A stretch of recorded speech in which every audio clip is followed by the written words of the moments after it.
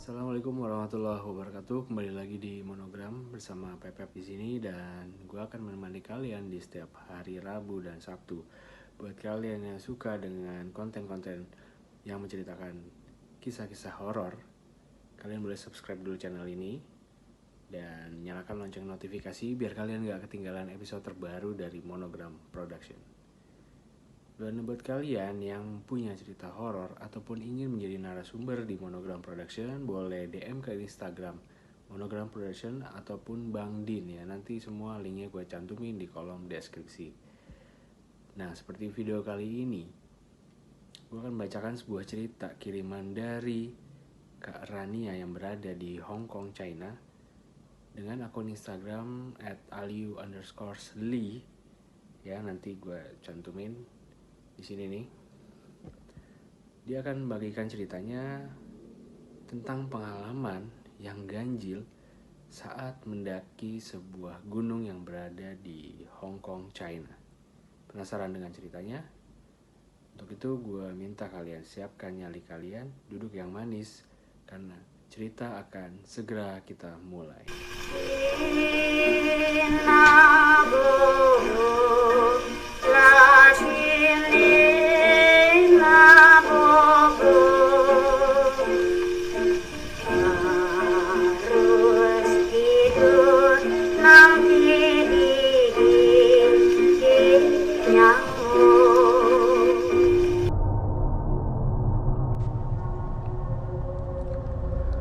Halo guys, saya Rania. Saya mau sedikit bercerita tentang pengalaman pendakian saya di Gunung Lung Kuotan Tuan Mun, Hong Kong.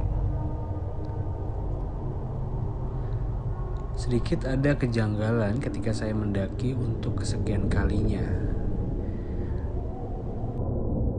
Pada tanggal 13 Maret 2022, saya bersama 4 orang teman saya pergi mendaki. Mereka adalah Diska, Hani, Benur, dan Tini. Kita berangkat dari rumah pagi-pagi sekali.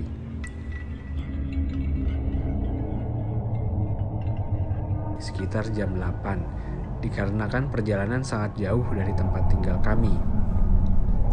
Dan harus menempuh perjalanan sekitar 3 jam untuk naik MTR atau kereta cepat. Lalu naik bis menuju ke gunung tersebut. Singkat cerita, kami sampai di daerah Tuan Mun. Dan setelah turun dari bis, kami jalan menyeberangi lampu merah sekitar 20 menit. Sebelum melanjutkan naik, kami memutuskan untuk sarapan dulu biar gak kelaparan di atas. Sekitar jam 12, kami baru melanjutkan perjalanan untuk ke puncak. Hari itu walaupun musim dingin, tapi cuaca bisa dikatakan sangat panas. Selama perjalanan, kami tidak menemukan kejanggalan apapun. Dan kami pun asik menikmati pemandangan gunung Lung Kuotan ini.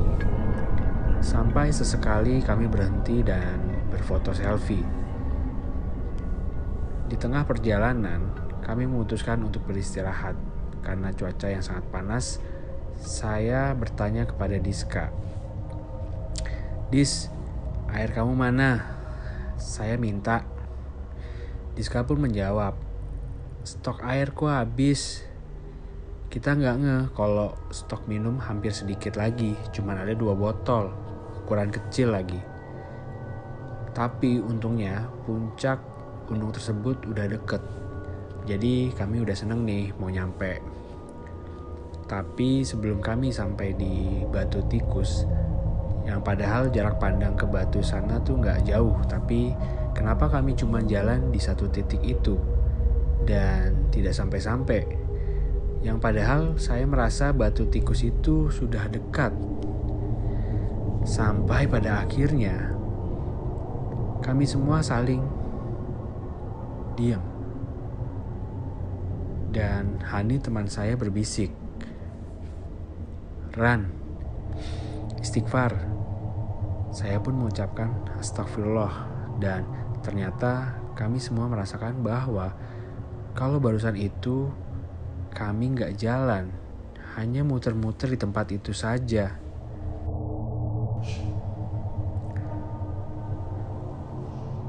Tapi rasa takut itu nggak cuma sampai di sana. Ketika kami semua sampai di puncak batu tikus itu, tiba-tiba kami dikagetkan dengan seorang anak berkebangsaan Filipina yang tidak sadar headsetnya jatuh. Dan dia pun mau loncat untuk ambil dari ketinggian 583 meter. Sontak kami pun berteriak.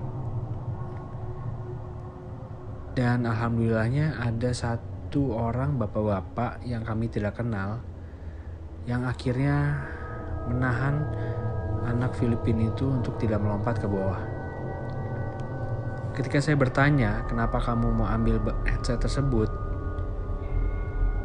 Ternyata anak Filipina itu mengatakan seakan-akan dia didorong untuk mengambil headset itu.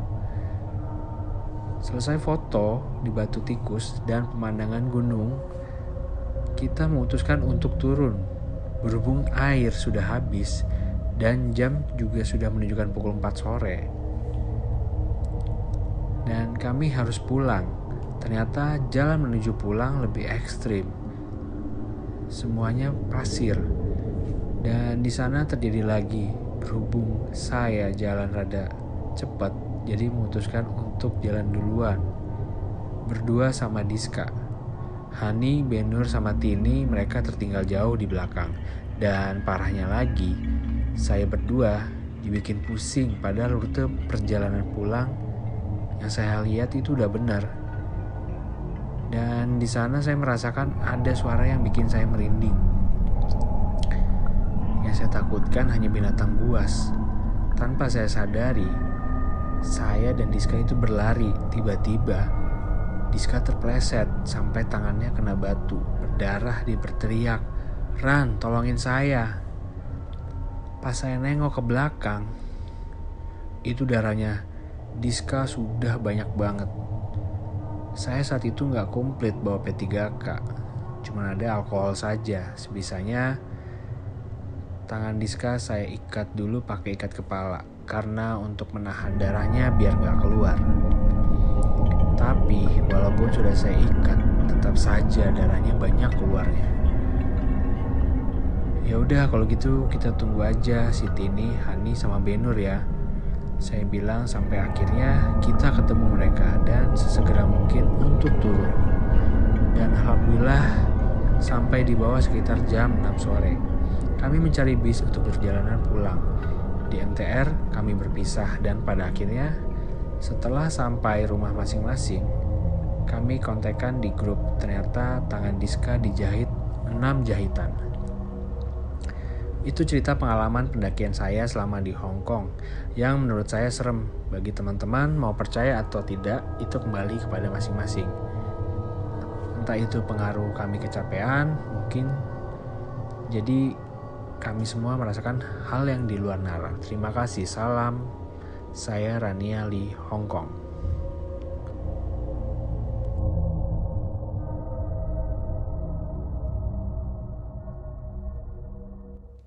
Ya, itu tadi cerita dari Kak Rania, di mana Kak Rania ini disesatkan di sebuah gunung yang berada di Hong Kong, China.